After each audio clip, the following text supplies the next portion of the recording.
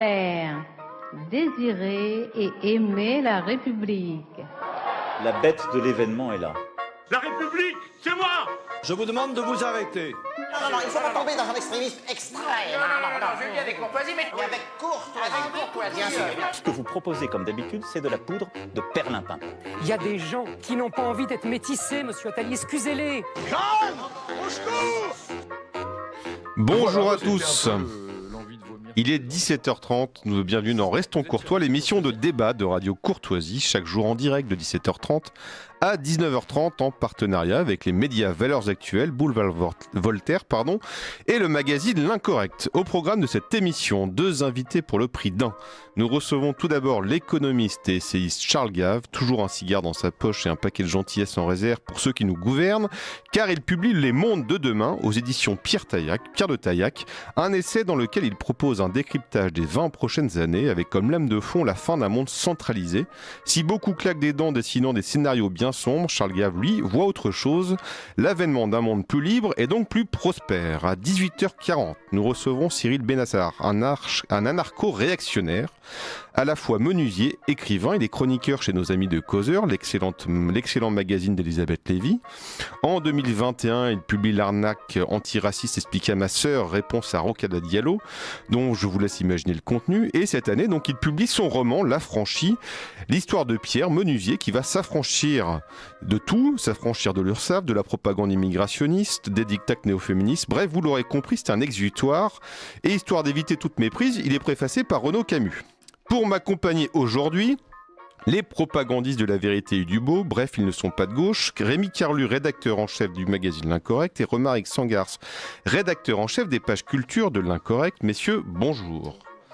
J'en profite pour vous rappeler également le numéro de novembre de L'Incorrect, toujours en kiosque, un numéro qui fera plaisir à Charles Gave, puisque en une, nous vous proposons un débat d'un libéral contre un post-libéral, à savoir Mathieu Bock-Côté contre Adrien Paps. Mais pour réconcilier tout le monde, nous vous proposons aussi un hors-série, L'Art d'être français, plus de 140 pages d'histoires grandes, petites, de portraits, d'anecdotes, d'entretiens. Bref, si vous ne savez pas quoi offrir à votre belle-mère, votre beau-frère ou votre filleul, rendez-vous sur le site de L'Incorrect et vous le commandez. Je vous rappelle, chers auditeurs, que vous pouvez participer à l'émission et poser vos questions à nos invités par téléphone au 01 46 51 00 85 ou par courriel à courtoisie@rc.fr. Maintenant, entrons dans le vif du sujet. Charles Gave, bonjour. Bonjour. Merci d'avoir accepté notre invitation. Alors, vous êtes économiste, essayiste. En 1999, vous fondez une société de recherche et de conseil qui accompagne aujourd'hui des centaines de clients institutionnels et privés à travers le monde, depuis ses bureaux de Hong Kong, Pékin, New York, Londres et Paris. Vous avez créé en parallèle le think tank libéral Institut des Libertés. En 2024, vous lancez l'Université de l'Épargne qui a déjà formé plus de 10 000 étudiants à la gestion de leur capital. Vous êtes l'auteur de plusieurs essais à succès qui, malgré le peu de presse, sont à chaque fois des best-sellers. Parmi eux, Cessez de vous faire au revoir, Des lions menés par des ânes, un libéral nommé Jésus, ce qui va faire plaisir à notre camarade Rémi Carlu. Il faut savoir qu'en effet, c'est une lecture assez audacieuse des évangiles. Pas du tout. Pas du tout. Parfaitement conforme au texte. Et aussi, la vérité vous rendra libre. Bref, vous êtes un homme important avec une énorme communauté derrière vous. Et vous savez, dans Restons Courtois, nous avons une tradition, c'est celle de passer nos invités à la question. Ne perdons pas notre temps. La question, il y avait des machines. Mais moi non plus. Vous broyez les jambes. C'était ça la question autrefois. Ah, c'est comme C'est ça. pas très libéral. Nous avons les moyens de vous faire parler. Exactement, nous avons les moyens de nous faire parler. Je vois, j'aurais pas accepté si j'avais su qu'il y avait ça. C'était la surprise de Restons Courtois. Quelle est la plus belle époque en France, tous siècles confondus? J'aurais tendance à dire 1250.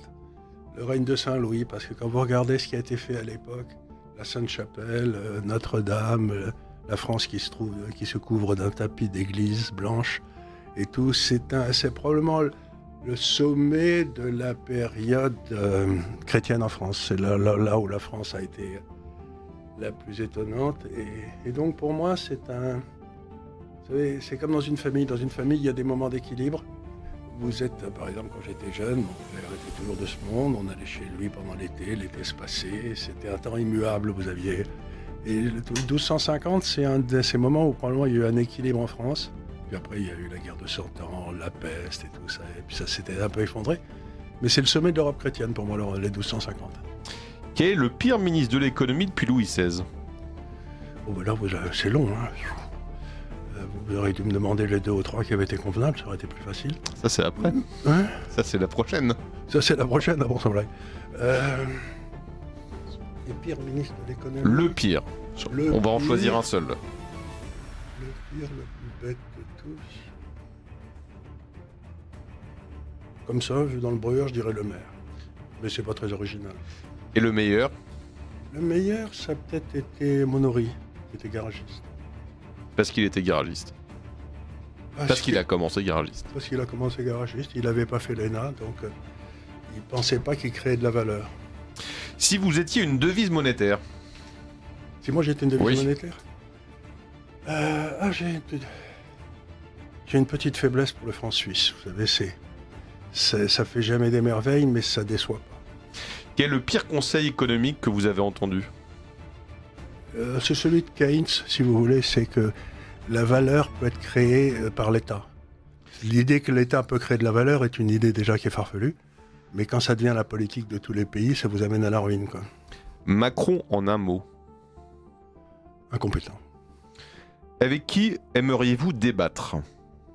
Je déteste débattre, parce que l'autre a tort et ça m'agace. Vous êtes plutôt crise de 29 ou crise de 2008? J'ai traversé celle de 2008, qui était sévère, mais enfin, il ne faut pas exagérer. Je vous signale que celle de 73-74 était bien pire. Les bourses ont baissé de 95% en termes réels en l'espace de 2 ans. Et j'avais commencé ma carrière 1 an avant et je me demandais ce que je foutais dans ce métier, quoi. Vous imaginez pas ce que c'était 73-74. Ça a été bien pire que 29, mais plus personne s'en souvient. Mais moi, je l'ai traversé, donc j'ai du pot. Une chanson qui vous rappelle une bulle spéculative. Une chanson qui me rappelle une bulle spéculative.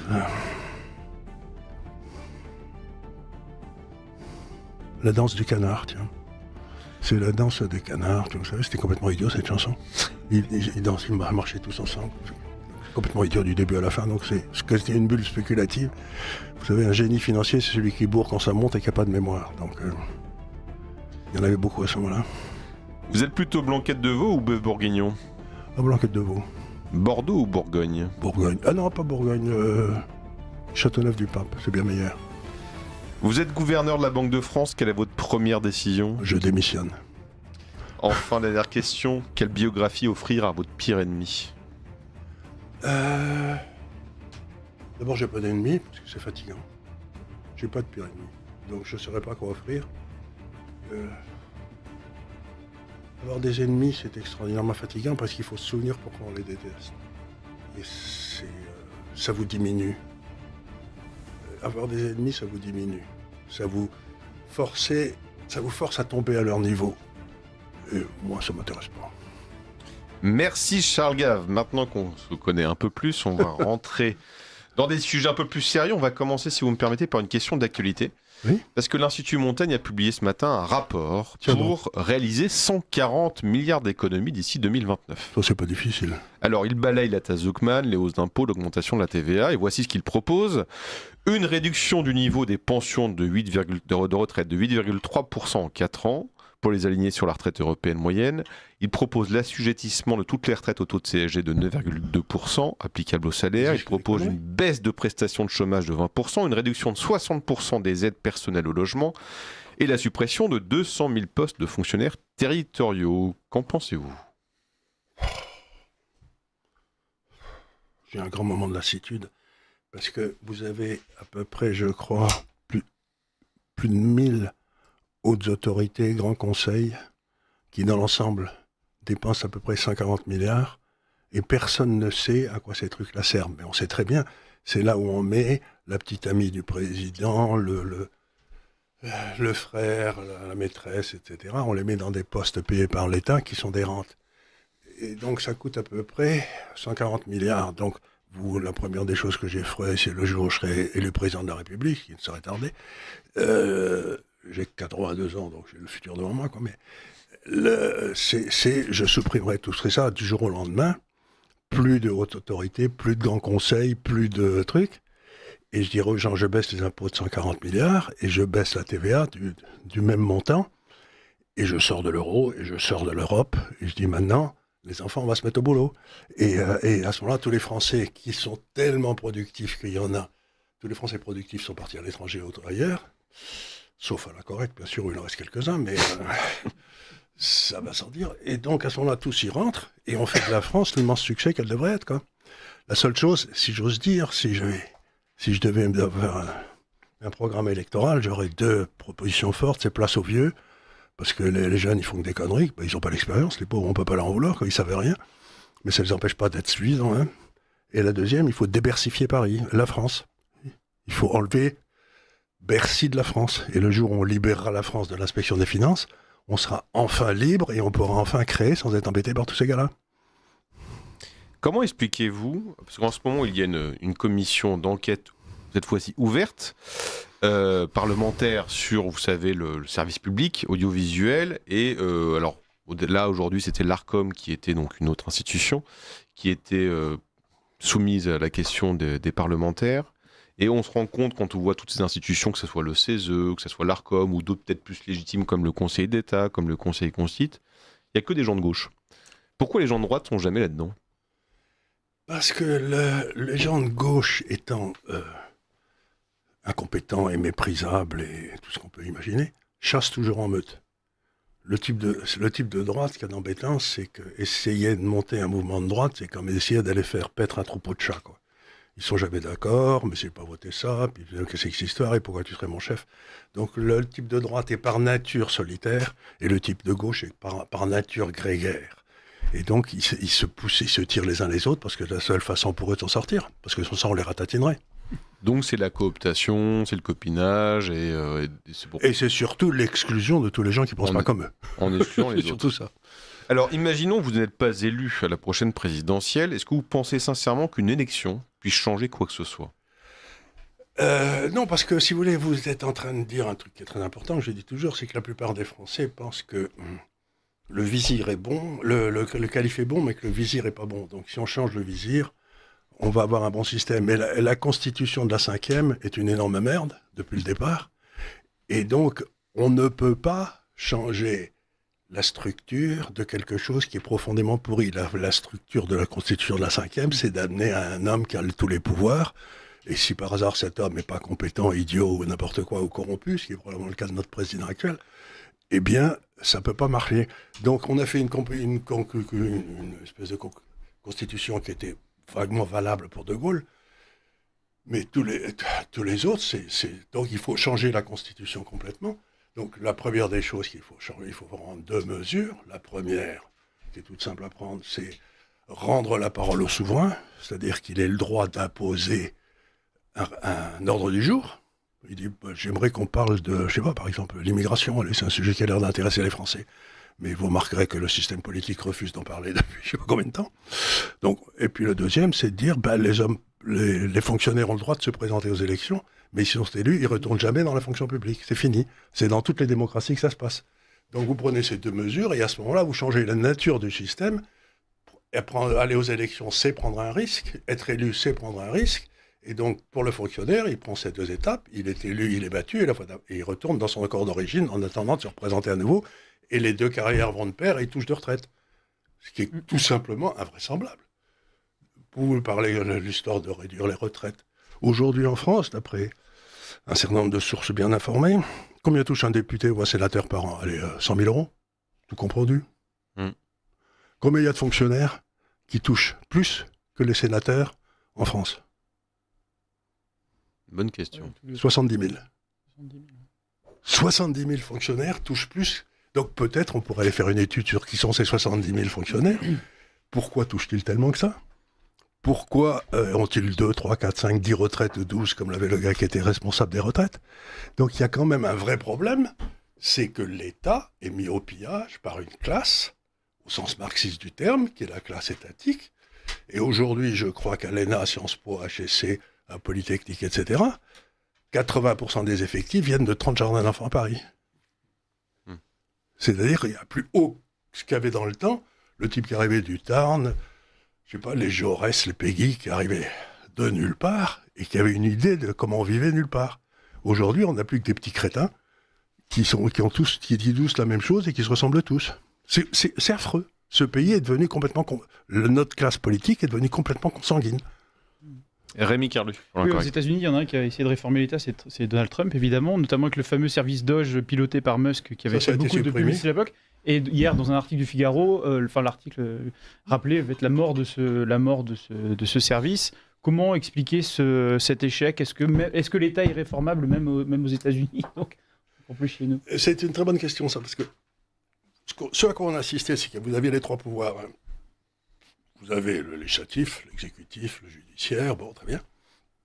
Et dans les 40-50 dernières années, on a eu le pouvoir de l'administration qui est monté. Et aujourd'hui, dans le budget de l'État, combien représentent les secteurs régaliens ? 17%. Il y a 83% aujourd'hui qui sert à prendre de l'argent à Paul pour le donner à Pierre, avec le gros soutien de Pierre, bien entendu, ou à prendre de l'argent à l'un pour le donner à l'autre, tout ça au nom d'une espèce de justice sociale. Mais le rôle de l'État, c'est de faire régner l'ordre, le droit, c'est des fonctions régaliennes.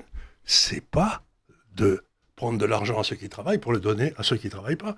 Ce que disait Milton Friedman, qui était un de mes amis que j'aimais beaucoup, qui était très très très malin, et très drôle en plus. Il disait, si vous payez les gens à ne rien foutre, et si vous taxez ceux qui bossent, faut pas vous étonner si le chômage augmente. Ben, ça me paraît imparable, moi. Donc la première des choses, c'est ce que disait Saint Paul. Hein. Il disait, si vous voulez bouffer, vous devez travailler. Hein. Ça me paraît... et c'était la charité chrétienne. Hein. Donner du travail à quelqu'un, c'était lui permettre de bouffer.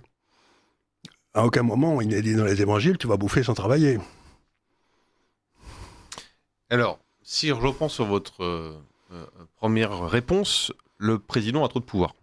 La cinquième fait que on est... Et c'est l'homme au monde, je crois, dans le domaine politique, qui fait le plus de nominations, c'est-à-dire que le plus grand pouvoir de corruption. Sauf que sur la ligne de départ, en tout cas des candidats officiels, il y en aura peut-être d'autres pour 2027, une réforme constitutionnelle ou un changement de régime n'est jamais à l'ordre du jour. Bah, c'est évident, puisqu'ils sont tous de la même classe, ils raisonnent tous de la même façon, ils ont tous été dans les mêmes écoles.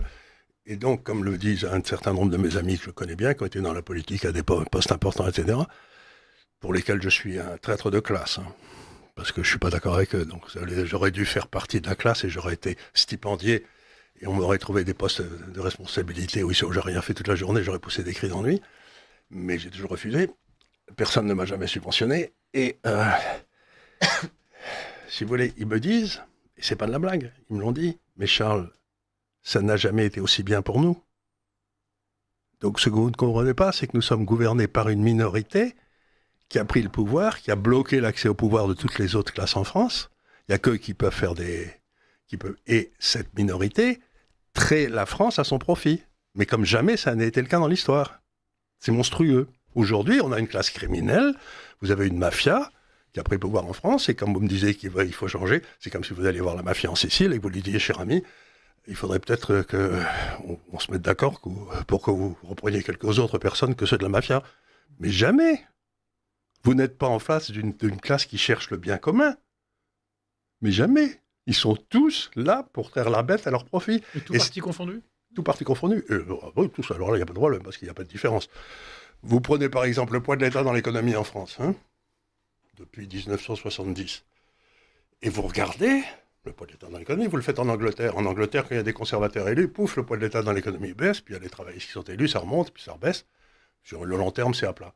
En France, vous ne pouvez absolument pas voir qui était au pouvoir. Le poids de l'État dans l'économie ne cesse de monter. Il n'y a aucune différence de pente. Même dans la pente, ça monte d'à peu près 2% par an, de façon imperturbable, depuis 40 ans. Quand le général de Gaulle était là, la France, les poids de l'État dans l'économie étaient à 30%, on était à 30% en Suisse. Aujourd'hui, nous sommes à 60% et les Suisses sont toujours à 30%. Et le SMIC en Suisse était à 4 000 francs suisses.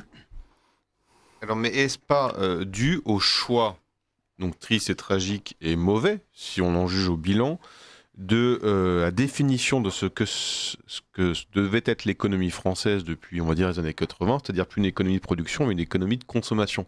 Et donc, à partir du moment où vous êtes dans une économie de consommation, le principe, c'est de solvabiliser même ceux qui ne peuvent pas consommer, parce que... C'est voilà. ce que dit Keynes depuis toujours. C'est ce qu'a dit Keynes. Et il y a eu un grand débat entre Keynes et Hayek, qui s'entendaient très bien. D'ailleurs, Hayek avait été invité par Keynes quand il a été viré d'Autriche, à enseigner à la London School of Economics, parce qu'à l'époque, il y avait des différences entre les grands penseurs, mais c'est pas pour ça qu'ils discutaient pas et qu'ils s'aimaient pas, quoi. Keynes a été très aimable avec Schumpeter, donc Keynes était un type au poil, enfin, humainement. Et Hayek a dit, je ne vous pardonnerai jamais à Keynes d'avoir donné une raison logique pour que l'État intervienne dans l'économie. Vous saviez que c'était un désastre, vous l'avez fait quand même, parce que pour des raisons politiques à court terme, etc. Donc, Keynes savait très bien, si vous lisez le livre de Hayek qui s'appelait la route de la servitude, que le poids de l'État augmentant dans l'économie, ça veut dire que l'État distribue de plus de stipendes et que de plus en plus de gens bouffent aujourd'hui. Avec les stipendes aujourd'hui, je crois qu'il y a 55% de la population entre fonctionnaires, assistés, etc., qui est bénéficiaire net de subventions. Donc la question, c'est comment vous réformez une démocratie où 55% des gens se sont convaincus qu'il fallait traire les 45%. Je ne sais pas. C'est une bonne question. La bonne question, c'est Milley. Si vous voulez, quand les 55% ne réussissaient, leur subvention qu'on leur donnait ne les faisait plus bouffer, ils se sont dit, ça va pas ce truc-là. Ils sont obligés de se mettre au travail. Donc il faut peut-être qu'on arrive au niveau où était l'Argentine pour que les gens comprennent que le but dans la vie, c'est pas de vivre au dépens des autres.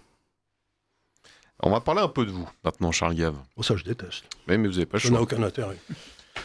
Parce que, je le disais dans l'introduction, vous avez une société de recherche de conseil avec des bureaux à Hong Kong, Pékin, New York, Londres. Vous l'avez dit vous-même. 1200 clients dans 65 pays. 1200 clients, 65 pays, vous l'avez dit vous-même. Vous avez dépassé les 50 ans. Vous avez une belle carrière réussie, sans vouloir être impoli. Elle est a priori un peu plus derrière vous que devant vous. Donc... Ouais, c'est ce que je croyais quand j'ai créé cette boîte. J'avais 60 ans avec mon fils il y a quelques années déjà. Et puis, ça a très bien marché, parce que j'avais déjà une carrière avant. Donc, mon fils est venu me chercher en me disant tu vas pas aller à la retraite. En fait, la réalité, je vais vous dire, parce qu'il faut pas mentir, c'est que ma femme a dit à mon fils viens chercher ton père à la maison, parce que ton père à la maison, il m'emmerde. Hein. Je dis ça, je crois que c'est vrai. Donc, mon fils est venu, il m'a dit tu vas travailler pour moi. Et donc, je travaille pour mon fils, c'est vachement bien ça. Et donc, vous travaillez pour votre fils. Mais pourquoi donc vous embêtez-vous à vous engager dans le débat public et quitte à passer pour un traître, comme vous l'avez dit auprès de votre classe, à vous prendre des coups ou voilà, pourquoi? Ça, c'est une question qu'on m'a posée. Je reçois sans arrêt des petits jeunes à l'Institut des Libertés qui passent comme ça le matin, prendre un café et me demander ce qu'ils doivent faire dans la vie. C'est marrant. Mais tous les jours, ils m'amènent des bonbons, des chocolats, du pinard, du gras d'Albi, enfin des trucs très intéressants, quoi. C'est très bon. Et je les reçois, il y en a un ou deux qui m'ont posé la question, et la réponse est « je sais pas ». Je sais pas, mais je crois que...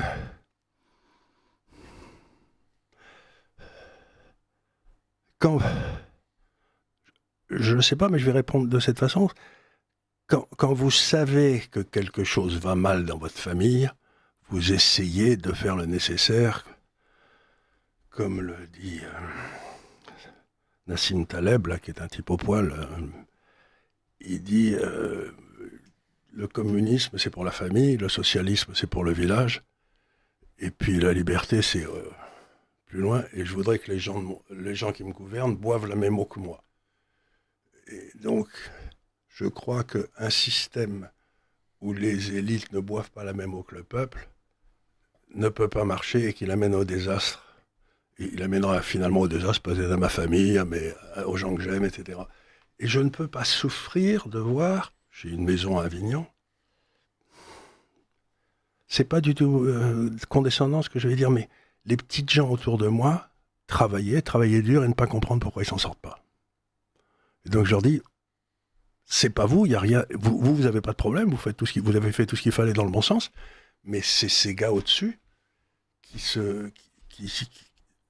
en quelque sorte, c'est une notion qui n'a plus beaucoup cours, mais je crois que ce que disait Burke, qui est d'ailleurs l'entête de l'Institut des Libertés, le motto, c'est « Rien de mal ne peut arriver à un pays si les hommes d'honneur se lèvent et parlent à temps ». Et donc, je me lève et je parle. C'est tout. Parce que je sais bien que l'honneur, ça ne veut plus rien dire, mais je me considère comme un homme d'honneur. Bon, ça paraît curieux, mais voilà. Mais je sais pas pourquoi, si vous voulez, c'est probablement l'éducation. Hein. Alors, vous avez parlé de l'Institut de Liberté, avec donc cette citation de Burke. Comment pouvez-vous définir l'Institut de Liberté pour ceux qui nous écoutent ? Un effort d'éducation. Alors, qu'est-ce que vous proposez concrètement ? C'est un think tank, un laboratoire d'idées ? Pardon, on est sur Radio Courtoisie. Non, c'est pas ça. C'est que j'ai essayé d'aller voir des hommes politiques, j'ai pris que des claques parce qu'ils me disaient tu as raison, mais je peux pas le dire. Ce qui est pour moi le comble de l'hypocrisie, parce que ils me disent tu as raison, il faudrait faire ça, mais je ne vais pas le dire aux gens parce que ils l'accepteraient pas. Mais je leur dis t'en as rien à foutre qu'ils l'acceptent pas. Ce qui compte, c'est que je propose ce qui te paraît bien, pas d'être élu. Tu vois, il y a quand même une différence entre le bien et être élu. Et il faut proposer un choix aux gens. Donc on leur propose jamais de choix. On les prend toujours pour des crétins qui veulent être assistés alors que c'est pas le cas. Et donc, qu'est-ce qu'on propose ? Je suis arrivé avec ma fille à la conclusion que la seule chose qu'on proposait, c'était d'éduquer les gens pour qu'ils deviennent de meilleurs citoyens. C'est-à-dire comment ça marche dans la réalité. Donc, j'explique aux gens, les gens me posent des questions, j'explique comment marche la Constitution, comment ça marche en Suisse, comment ça marche dans les autres pays, l'inéligibilité des fonctionnaires dans la plupart des grands pays, etc. Donc, j'éduque les gens, et ce qu'il y a de marrant, c'est que je suis arrêté dans la rue tout le temps, par des gens qui, en général, sont tous bienveillants, personne ne m'a jamais engueulé, ils sont tous extraordinairement contents de me voir, ils font des grands sourires. Et une fois sur deux, c'est quelqu'un issu de l'immigration, un noir ou un arabe. Donc je me dis qu'il y a probablement une part importante de ces gens-là qui n'ont ils sont pas venus en France par hasard, c'est parce qu'ils voulaient devenir français, mais on ne parle qu'aux arabes criminels. En quelque sorte, pour les gens au pouvoir, l'arabe criminel, on doit s'occuper de lui avec beaucoup de soin, le protéger et tout. Et l'arabe qui veut s'intégrer, lui, c'est un traître, il ne faut pas s'en occuper. Donc je dis, mais vous êtes complètement cinglés. Il faut expliquer à ces gens pourquoi la France est un beau pays, pourquoi ils sont contents et parce qu'ils sont contents d'être français. Et donc, je me dis, mais le discours est complètement con. Tous les phénomènes sociaux sont distribués d'après la loi de Pareto. Vous savez, 80% de l'alcool est bu en France par 20% des gars. 80% des accidents de la route, c'est fait par 20% des gars. Et je suis sûr que 80% de la criminalité chez les Arabes, c'est fait par 20% des gars. Et on devrait parler sans arrêt au 80, et puis mettre les 20% à Cayenne. Enfin, j'ai rien pour... je trouve que c'est loin, mais enfin, c'est en France quand même. Donc, si on mettait tous ces gars-là à Cayenne, la Cour européenne de justice pourrait rien nous dire. Hein. Ils seront en France. Vous avez... Donc, on a parlé de l'Institut Liberté, et donc là... On a 415 000 abonnés, c'est incroyable. Vous donnez des conseils, il y a des entretiens, vous répondez, vous écrivez des textes, et puis vous avez créé, l'année dernière, donc l'Université de l'épargne. Ça, c'est ma fille. Là, on rentre dans le concret, avec votre fille Emmanuelle. Ma fille Emmanuelle, parce que de temps en temps, je faisais une émission sur l'économie, et puis, comme vous savez, j'ai toujours dit que mon métier, c'était d'essayer de gagner de l'argent sans travailler. Donc, je travaille comme un fou, à cet effet d'ailleurs. Ça fait 50 ans que je travaille, mais... Et donc, quand je donnais des conseils sur les marchés financiers, alors, vous savez, moi aussi, je recevais plein de questions. Et donc, ma fille m'a dit, tu sais, quand on leur parle, ils ont l'air vraiment d'être intéressés par les problèmes d'épargne. Et on va faire une université de l'épargne. Je lui ai dit, si tu veux. Et nous, on croyait qu'on allait avoir 200 personnes qui allaient s'inscrire comme ça pour aller bouffer avec moi de temps en temps, quoi. Et on en a 8000 qui sont arrivés tout de suite. Donc, je me suis dit, il y a une demande gigantesque, parce que qu'est-ce que c'est que l'épargne ? C'est la façon pour les gens de devenir libres. À partir du moment où ils ont le contrôle de leur épargne, ils n'ont plus besoin des subventions. Donc, si vous avez une épargne à vous, c'est la base du libéralisme. La base du libéralisme, c'est le droit de propriété. J'ai bossé, je le garde et je fais ce que je veux avec. Et je le gère. Et donc, on s'est dit, on va faire ça. C'est un succès absolument incroyable. Du coup, on embauche. On est en train de faire travailler un gars à Cannes, là, qui est un spécialiste de l'intelligence artificielle, pour l'aider à montrer des problèmes qui les auront. Et aujourd'hui, pour la première fois dans l'histoire, c'est très facile de gérer sa propre épargne, parce que vous avez des plateformes qui sont très facilement utilisables, du style eToro, des gens comme ça, mais il y en a plein. Hein. Et vous pouvez gérer votre épargne sans aucune difficulté, avec les ETF, c'est-à-dire des espèces de trucs où vous achetez des portefeuilles d'actions tout constitués qui sont très bon marché. Donc vous gérez votre épargne de Paris, et vous pouvez avoir votre épargne à Hong Kong. Pour la première fois, vous avez une dissociation physique qui est possible entre l'endroit où vous vivez et l'endroit où vous mettez votre épargne.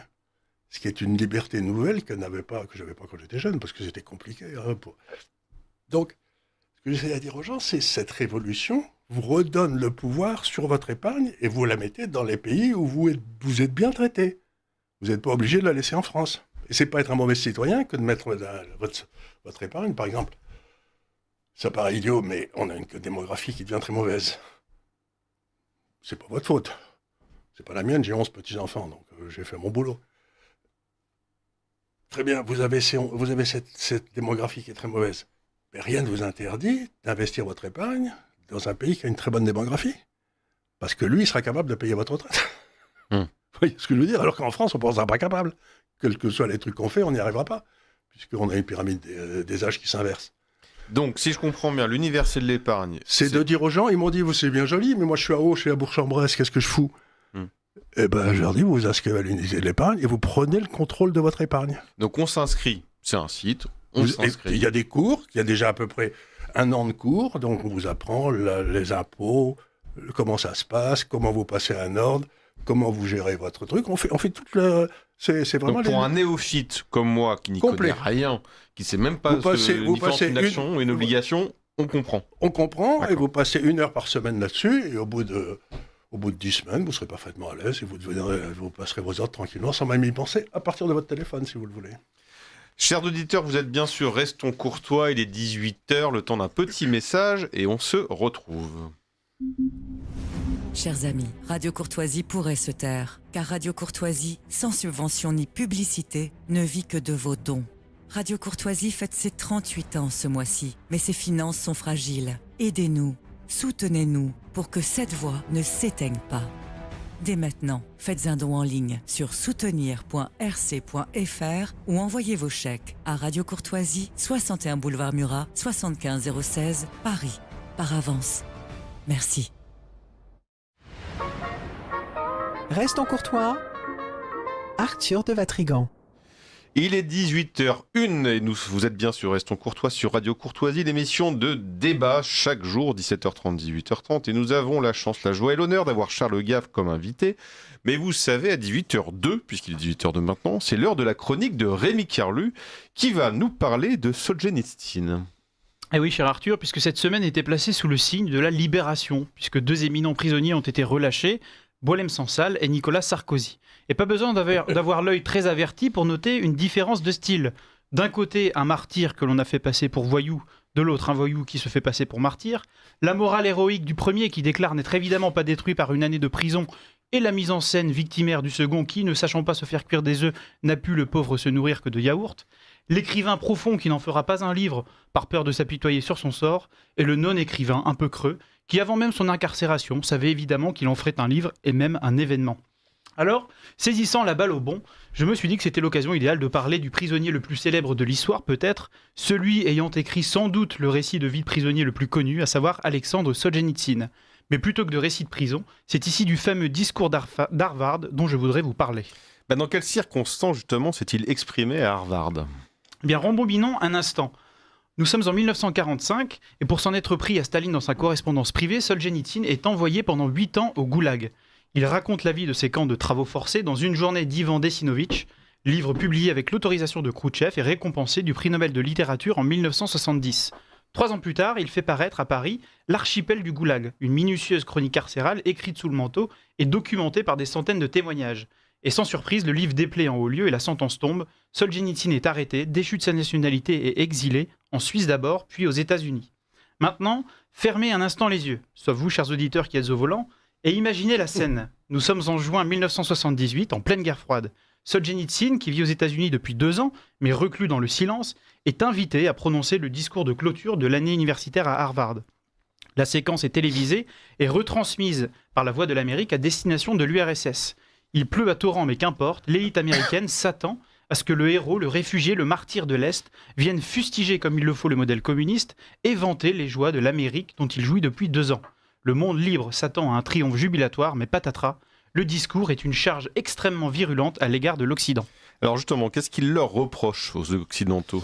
C'est en ami de l'Occident qu'il prend la parole ce jour-là, avec son souci de n'être jamais le vecteur du mensonge, donc de dire tout et rien que la vérité.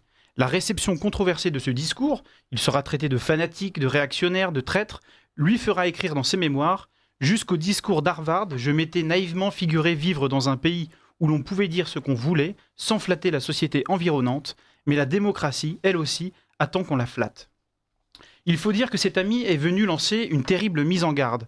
Lui, le martyr du communisme, ne considère pas que la société occidentale soit un modèle enviable pour le reste du monde, a fortiori pour l'Union soviétique.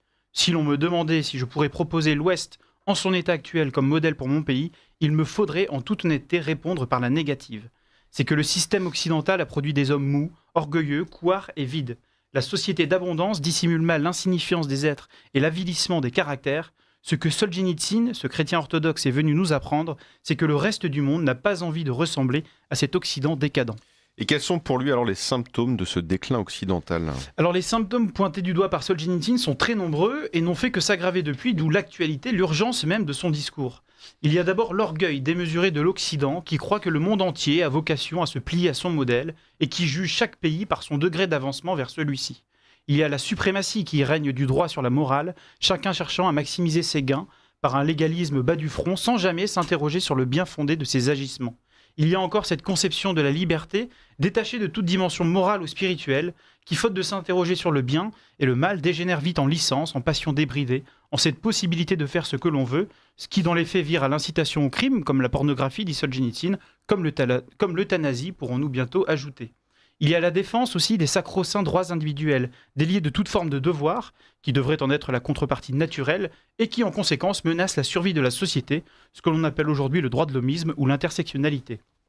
Il y a encore le pouvoir corrupteur des médias, qui inonde l'honnête homme d'informations biaisées ou fausses, sans aucune conscience de leur responsabilité devant ses lecteurs et l'histoire, n'est-ce pas, messieurs Cohen et Legrand ?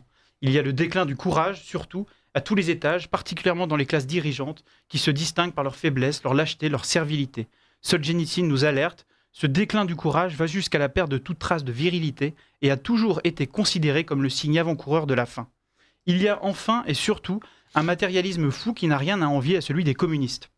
Tous les besoins humains, autres que ceux du corps, ont été niés.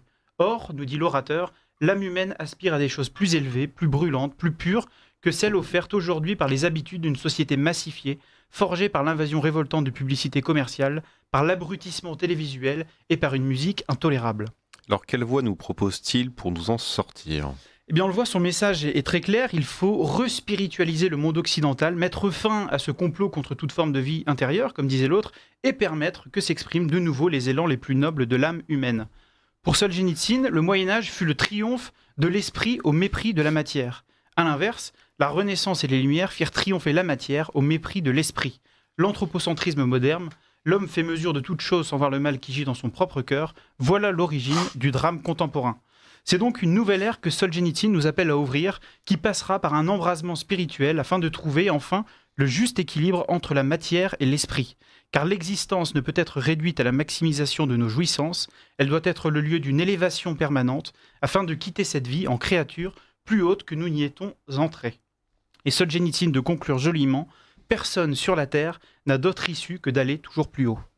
Merci Rémi Carlu. Charles Gave, vous pensez également qu'il faut respiritualiser ? On retrouve... non. Ce qui m'intéresse, je l'ai lu ce discours, vous pensez bien, oui. Et ça fait partie, Solzhenitsyn fait partie de mes grands hommes. Il y en a avec Jean-Paul II et quelques autres. Et pour moi, si vous voulez, il y a quelque chose qui est très fort, c'est que ce qu'il propose comme solution, c'est une solution individuelle. Il n'y a pas de solution collective. C'est-à-dire que c'est à chacun d'entre nous de prendre son destin en main, d'accepter, de dire ça, je ne l'accepte pas. Donc, quand les jeunes viennent me voir, comme ils viennent souvent, ils me disent qu'est-ce qu'il faut faire dans la vie, etc. Je leur dis, le but de toute éducation, c'est d'apprendre à dire non. C'est-à-dire qu'à un moment dans votre éducation, dans votre vie, on va vous poser des choses et vous direz non. Ça, si ça ne fait rien, ça, je ne fais pas. Et vous le faites sans agressivité. Donc, le but de l'éducation du 18e, etc., c'était quand même d'arriver à ce qu'on appelait en France un honnête homme. Je ne sais pas si vous vous souvenez, c'était l'archétype. Un honnête homme, quelqu'un qui vivait et qui mourait avec dignité et élégance, quoi. C'était ça, là, qui ne nous emmerdait pas.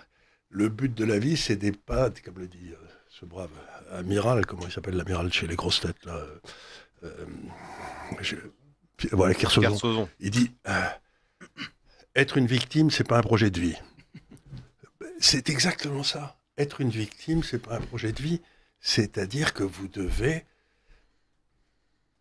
vous tenir droit Et Cyrano de Bergerac, c'est le français parfait, parce que il vit et l'aime, et aime, et meurt, sans emmerder personne. Il le fait avec dignité et amusement. Et pour moi, si vous voulez, c'était ça la qualité de la France, c'était cette extraordinaire capacité qu'avaient les Français à parler légèrement de choses très profondes. Et puis après ça, on a eu la philosophie allemande à partir du 18e, où ils parlent de façon incompréhensible de trucs complètement incompréhensibles. Et donc, à partir de ce moment-là, on est devenu très cons, quoi. Parce que la beauté, c'est d'exprimer de façon claire des choses très profondes. Et c'est ce que fait Solzhenitsyn. Et il dit, et vous ne pouvez pas les trouver dans les nouvelles de tous les jours, vous les trouverez en vous-même, ces choses très profondes. Donc pour moi, c'est que le but du christianisme, c'était de faire, comme je le dis toujours, Dieu ne sait compter que jusqu'à 1. Il a un projet pour vous, c'est à vous de vous en occuper. Et vous devez le trouver. Et donc, ce projet, c'est la victoire de l'individu sur le groupe. L'individu a le droit de dire au groupe, vous vous trompez, je suis pas d'accord, et je vous dis non. C'est De Gaulle qui parle à Londres, c'est celle qui veut pas, celle qui refuse, c'est Jeanne d'Arc, etc. Donc, cette suprématie de l'individu et cette obéissance à l'honneur, c'est ce qui a fait notre civilisation. Et aujourd'hui, on est en train de nous expliquer qu'on est déterminé par la couleur de notre peau, que si on est un blanc mâle, on est automatiquement un esclavagiste, etc.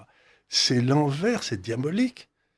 Je n'ai jamais fait attention à la couleur de la peau de quelqu'un, ni simplement, est-ce que c'est un homme honorable ou pas? Et être honorable ou pas, c'est une décision individuelle. Ça ne peut pas être une décision collective. Et quand tous les gens le font de façon individuelle, on a une société heureuse.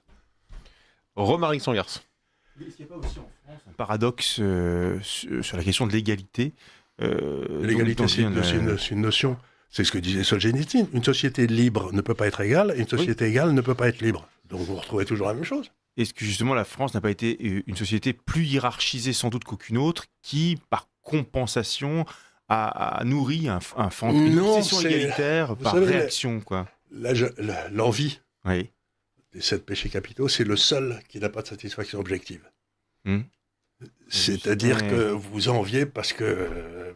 et puis quand l'autre a été détruit par votre envie, vous vous sentez pas mieux.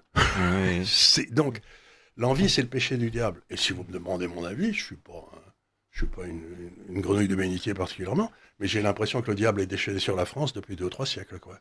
Qui s'occupe de nous avec beaucoup de soin, quoi.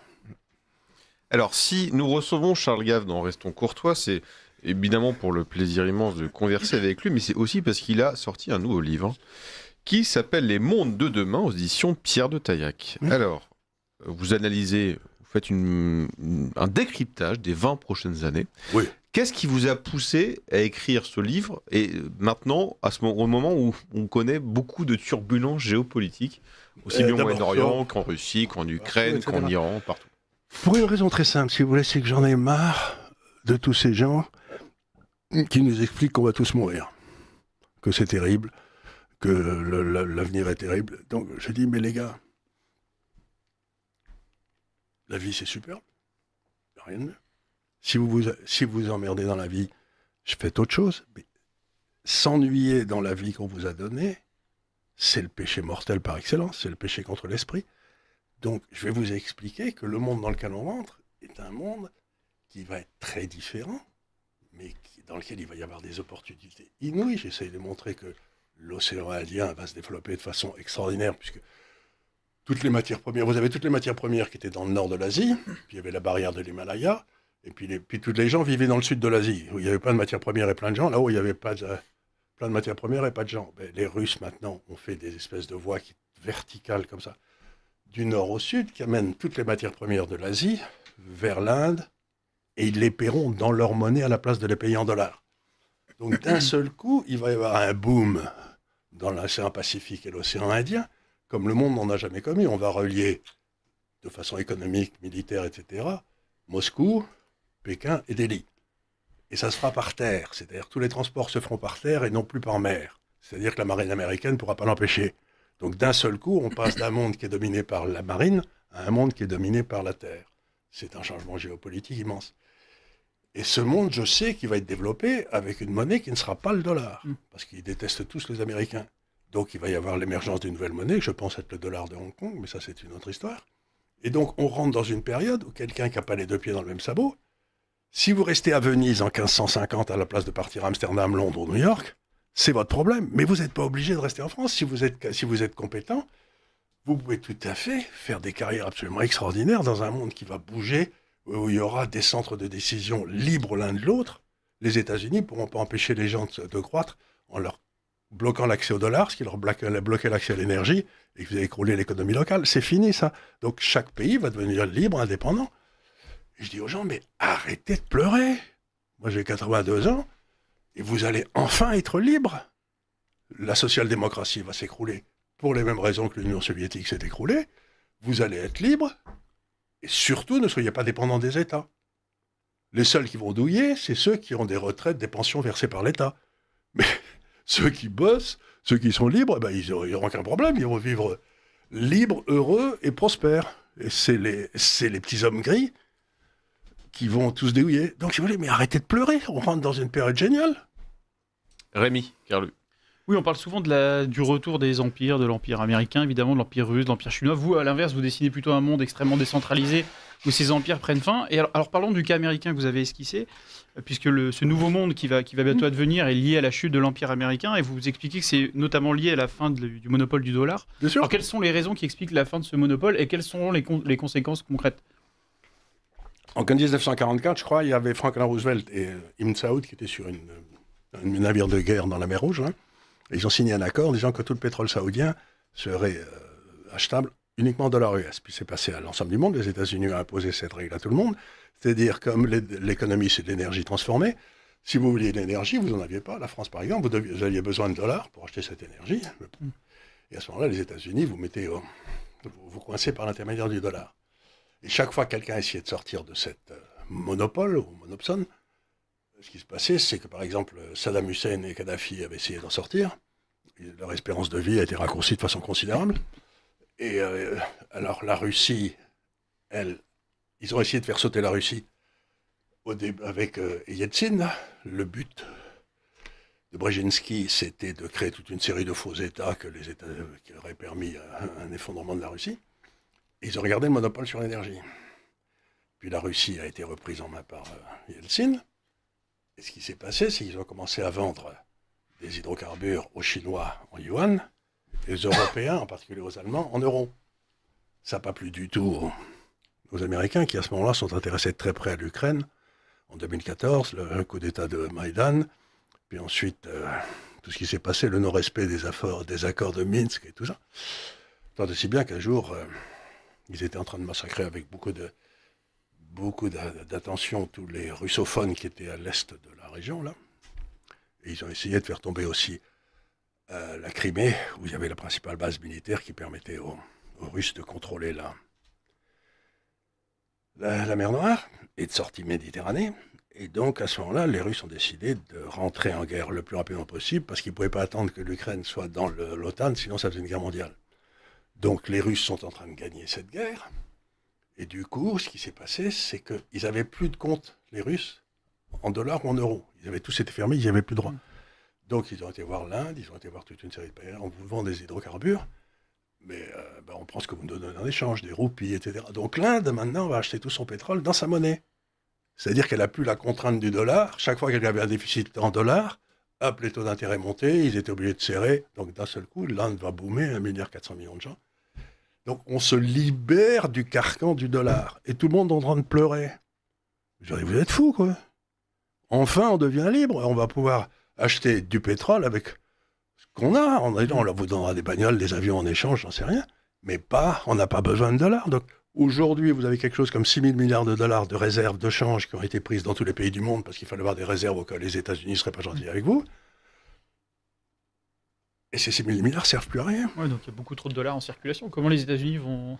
c'est toute la question de Trump. Vous mettez des droits de douane pour prendre une partie du pognon. Vous dites, si vous avez fait des usines chez vous, chez moi, je vous donne des avantages fiscaux monstrueux. Ils sont envoyés avec toute la politique aujourd'hui aux États-Unis, essayer de faire rentrer ces dollars sans que ça déclenche un cataclysme. Mais la réalité, si vous voulez, c'est qu'enfin, il y avait un pays qui était plus égal que tous les autres, il devient égal aux autres, et c'est une nouvelle merveilleuse pour la démocratie, quoi. Donc c'est l'ordre de 1945 qui est en train de tomber, quoi. Oui, c'est exactement ça, c'est l'ordre. Et alors, ce qui se passe, c'est quand un empire s'écroule, comme l'Empire turc, par exemple, ce bon Atatürk, son boulot, ça a été d'extraire la Turquie de l'Empire turc qui s'effondrait, ce qui n'est pas facile comme boulot. C'est un peu ce qu'a essayé de faire De Gaulle. Quand l'Empire s'est effondré, il a essayé de sortir la France de l'Empire français. Oui, c'était un boulot. Et là, ce qu'essaye de faire Trump, c'est de sortir la nation américaine de l'Empire américain qui est en train de s'effondrer et de créer entre l'Europe, l'Amérique du Nord et l'Amérique du Sud une espèce de glacis où personne ne viendra jamais les emmerder, quoi.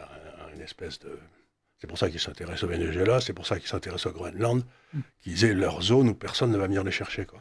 Mais donc, on le voit très bien. Et on voit très bien, ça va se passer, mais tout ça, c'est extraordinairement favorable. Et... Allez-y, Romain. Qu'est-ce que vous pensez de l'alliance stratégique qui semble avoir commencé d'établir Macron avec l'Inde, justement comme alliance alternative? Est-ce que c'est une... Vous savez, moi je suis un homme d'affaires, j'ai vendu des tas de produits aux Chinois, aux Allemands, etc. Il y a 2 nations où il est absolument impossible de vendre quoi que ce soit, ils sont toujours d'accord, mais ils ne payent jamais, c'est l'Inde et c'est les Hollandais. C'est 2 pays. Alors les Indiens, vous allez leur voir, ils vous disent « c'est une très bonne idée. D'ailleurs, si vous nous faisiez des écoles pour nous apprendre comment le faire et tout. » Donc ils sont tous d'accord pour prendre tout ça, mais ils ne vous payent jamais. Donc Macron a dit « on va faire ça ». Ils ont dit « mais bien sûr ». Mais ça n'a strictement... Les Indiens, ils sont intéressés par l'Inde, quoi. Alors justement, vous l'avez annoncé un peu plus tôt, et c'est même le thème central, l'un des thèmes centraux de votre livre, c'est l'océan Indien. Pourquoi un tel essor? Pourquoi l'océan Indien? Alors j'ai compris sur l'axe Pékin-Moscou-Delhi, bon, on voit les effets depuis 2014, la guerre en Ukraine, mais si on enlève cette partie-là de l'équation, il y a aussi d'autres raisons. Quelles sont les autres raisons? Alors, la raison, c'est une raison que les gens ne connaissent pas, qui me fait rigoler, parce qu'elle est tout à fait réelle, et ça marche à tous les coups. C'est si vous avez 2 villes comme ça, là, qui veulent se parler l'une à l'autre, ou 2 États, et qui ne se parlaient pas, il faut faire une ligne de communication. Si vous mettez une 3e ville, il faut 3 lignes. Vous savez, si vous mettez une 4e ville, il en faut 6. Si vous mettez N villes, il faut N facteur de N-1 divisé par 2 lignes de communication. Et donc, dans ce que j'appelle le cercle de Valéry Pierry, c'est-à-dire 4000 km autour de Hong Kong, comme ça, dans un cercle, là, vous avez 52% de la population mondiale, 80% de la richesse créée, 90% de l'épargne, et ces gens-là se parlaient assez peu parce qu'ils étaient tous en train de vendre aux États-Unis parce qu'ils avaient besoin de dollars pour faire leur truc. Et là, ils vont se mettre à se parler entre eux. Donc vous allez avoir une multiplication phénoménale des lignes de communication, et ça va être un boom dont vous n'avez même pas idée, quoi. Rémi, pardon. Oui, non, c'est ce qui est intéressant, c'est que vous dites que la croissance économique asiatique serait une croissance ricardienne liée à la construction d'infrastructures nouvelles, plutôt que schumpeterienne, donc liée à de nouvelles inventions. Alors, parce qu'aujourd'hui, en fait, le BA en économie se dit c'est l'IA qui va provoquer la prochaine révolution économique, le prochain boom économique international. Vous dites que c'est plutôt les bonnes vieilles infrastructures de communication. Voilà. Et ensuite, l'IA, il me faut rigoler tous, c'est que l'IA, ça a besoin de beaucoup d'énergie. Et aujourd'hui, d'après des calculs, je crois, du Boston Consulting Group, pour que l'IA marche aux États-Unis, il faudrait avoir à peu près 50 centrales nucléaires de plus. Ils n'ont même pas commencé à en bâtir une. Donc, vous savez, c'est un peu... La réalité, c'est que les États-Unis ont besoin de faire croire au monde que c'est eux qui vont dominer l'IA, alors que ce sera peut-être les Chinois. Ils ont besoin de faire croire ça au monde de façon à ce que les gens qui vendent leurs dollars ne les vendent pas vraiment, mais achètent des actions de l'IA. Vous voyez ce que je veux dire? Donc, ils essayent de recycler ces 5 000 milliards de dollars dans les affaires d'IA en disant là, vous voyez, c'est là que ça va se passer, on va continuer. Je ne suis pas sûr que ça marchera, mais en tout cas, c'est pas bête. C'est une sorte de bluff, quoi. C'est un bluff. C'est un bluff Olivier gigantesque. qui parle souvent de bluff. Voilà. Il y a un bluff absolument gigantesque et les gens se précipitent pour acheter de l'IA. Je leur dis, vous feriez m'acheter des affaires de travaux publics en Chine. C'est moins cher et ça rapporte plus. Et ça va monter beaucoup plus. Alors sur les États-Unis, que je disais hors antenne, comme on dit, je suis une bille en économie, ça m'intéresse peu, je ne comprends rien à la finance, donc j'ai une question peut-être débile, mais je la pose quand même. Il n'y a pas de questions stupides, il n'y a que des réponses stupides. Donc on comprend qu'il va y avoir la fin de l'hégémonie du dollar, et c'est parce que le dollar était hégémonique que les États-Unis pouvaient faire plein de choses. Il y a une question que je me suis toujours posée, c'est les agences de notation. Les 3 agences principales, a priori, seront américaines ou ont leur siège aux États-Unis. Et je me suis toujours demandé pourquoi une agence de notation notait des pays qui n'étaient pas américains était forcément aussi neutre et libre que France Inter ou que l'Arcom. Ils le sont pas. Bon, voilà. Alors, est-ce que d'ailleurs, c'est les agences de notation qui ont fait la crise de 2008-2009. Hein. Donc, est-ce que la fin de l'hégémonie du dollar va mettre fin également à l'hégémonie des agences de notation? Mais bien sûr, tout ça, c'est des histoires de réglementation. C'est-à-dire que vous avez des crétins, des petits hommes gris, je ne sais pas où, à Bâle ou n'importe où, qui font des notations. Par exemple, dans la gestion de l'épargne européenne. Hein. Il y a quelques années, j'étais au conseil de SCOR, qui était une grande société de réassurance en France. Alors, si on achetait des obligations de Nestlé, qui est quand même pas mal, Nestlé, enfin, je veux dire, ils vont pas faire faillite demain matin, quoi. Il fallait mettre 40% de réserve obligatoire. Qu'est-ce que ça voulait dire? C'est-à-dire que si on achetait 100, il fallait mettre 40 en réserve en France, chez Ascor, pour balancer le risque de l'obligation. S'ils achetaient des actions Nestlé, c'était 60, qui a un bien meilleur rendement sur le long terme que les obligations. Si on achetait une obligation grecque, à l'époque, c'était 0. Donc ces agences de notation servent à diriger l'épargne vers des endroits où les gouvernements veulent que vous alliez, c'est-à-dire financer leur saloperie. Et c'est à ça qu'elles servent. Ce sont des agents qui servent à ruiner les petits épargnants français au profit des fonctionnaires français, quoi. C'est tout. Donc si vous voulez, il ne faut pas croire. Dès que quelqu'un vous dit « je vais le faire », vous dites « non, si ça ne veut rien, je vais regarder le bilan moi-même ». Alors, on a parlé de l'hégémonie américaine qui va prendre fin, du nouvel axe Pékin-Moscou-Delhi, l'océan Indien. Quid de l'Europe? Alors, l'Union européenne, j'ai compris ce que vous en pensiez. Alors, quid de la France? Ben, si vous voulez, moi, j'étais dans une réunion, j'étais invité à Prague il y a 5-6 mois, là, pour discuter justement de tout ça. Et alors, je me suis rendu compte avec stupéfaction que pour les diplomates européens, la diplomatie, c'était de savoir ce qu'il fallait dire aux diplomates américains. Et puis les diplomates américains, savoir comment ils devaient passer les ordres aux diplomates européens, quoi. Je veux dire, c'était ça à peu près le truc. Mais je leur ai dit, mais dites les gars, vous me faites l'effet des gars à Constantinople, qui allaient discuter avec les diplomates à Venise pour savoir ce qu'on allait faire dans la guerre adriatique, alors que tout se passait déjà à Londres, à New York ou n'importe où. Donc, aujourd'hui, notre personnel politique, etc., est complètement inconscient de ce qui passe et continue à raisonner. Donc, la solution pour la France, c'est dire la France, on n'a pas besoin de cette saloperie européenne. On sort de l'euro, on sort de l'Europe, on reprend nos souverainetés, et à ce moment-là, on fait partie du boom. Parce que les gens nous aiment. Ce qu'il y a de marrant, c'est que moi j'ai vécu les 3/4 de ma vie à l'étranger, le français est naturellement populaire, parce qu'il est rigolo, puis il n'est pas américain, c'est une civilisation différente. Il n'est pas anglo-saxon. Et donc, je dis, mais c'est tellement facile. On sort de l'Europe, on dit l'Europe ça a été un coup d'État raté, bon on en sort, on redevient français, et on va présenter la France comme puissance alternative à tous ces pays en disant, on sait faire, on l'a fait déjà. Et donc c'est tellement facile. Rémi, Carlu. Bah, quid de l'euro, justement, mais en tant que l'euro, devise il n'a dans ce aucune raison nouvel d'être. L'euro, c'est une saloperie qui n'aurait jamais dû exister. Vous ne pouvez pas maintenir dans un taux de change fixe des gens qui ont des productivités différentes. Ça ne peut pas marcher. Parce que toutes les usines se retrouvent au même endroit. Parce que j'avais dit quand l'euro a été créé, ça va faire trop de maisons en Espagne, trop d'usines en Allemagne et trop de fonctionnaires en France. Chacun faisant ce qu'il fait le mieux, quoi. Et c'est ce qui s'est passé. Donc l'euro, ça ne sert à rien. Et donc, on peut prévoir l'implosion de l'euro J'en sais foutre rien, parce que je dis aux gens, en tout cas, vous ne devez rien avoir dans vos portefeuilles, dans vos actifs, etc., de choses qui dépendent de l'euro, de l'État français ou de la dette française. Vous pouvez avoir, par exemple, si vous achetez des actions Air Liquide, qui est mon truc habituel, les actions Air Liquide, elles ont des usines partout dans le monde, sauf en France. Parce qu'elles ont bien rendu compte il y a très longtemps que c'était pas rentable. Donc vous avez aujourd'hui un indice de bourse qui s'appelle le MSCI, Affaires industrielles européennes. Les affaires industrielles françaises représentent 26% de l'indice. Combien représente l'Allemagne? 21. C'est-à-dire que notre industrie est beaucoup plus forte que l'industrie allemande, mais là, c'est pas le truc étonnant, c'est qu'on n'a pas une usine en France. Mais on a un parc industriel, si on le lâche en Asie, on va faire un tabac. Donc, mais foutez-nous la paix, quoi, c'est tout ce que... Ce que je veux dire, c'est que cet État français qui prétend réindustrialiser la France, il suffit de fermer Bercy et la France se couvrira d'usines en 5 minutes. Et donc en conclusion de votre livre, vous posez cette question, tout ça est très joli, mais moi je vis à Auch ou à Bourg-en-Bresse, qu'est-ce que je dois faire moi? Donc je réponds vous reprenez le contrôle de votre épargne. Vous reprenez le contrôle de l'épargne en vous inscrivant à l'université de l'épargne. Il y a des... Et si vous n'avez pas un rond, vous écoutez l'Institut des Libertés où c'est gratuit. Sinon ça vous coûte 300 € par an, ce qui est pas très cher. Ce n'est pas beaucoup pour avoir des bons conseils. Donc je rappelle votre ouvrage, Charles Gave, Les mondes de demain, édition Pierre de Taillac, où on peut le trouver en librairie, on peut le commander. Il est partout, il a déjà tiré. Le précédent avait tiré à 40 000 exemplaires, celui-là, on va voir. Donc, sur le site, évidemment, l'Institut des Libertés, dans toutes les bonnes librairies. Merci. Et sur l'Incorrect, j'espère. Et sur le site de l'Incorrect, on va faire quelque chose, mais vous ne pourrez pas l'acheter sur le site de l'Incorrect. Non, parce qu'on peut, nous, on vend pas les livres, malheureusement. Si vous connaissiez notre outil de site commercial, déjà on a du mal à vendre le magazine, bref.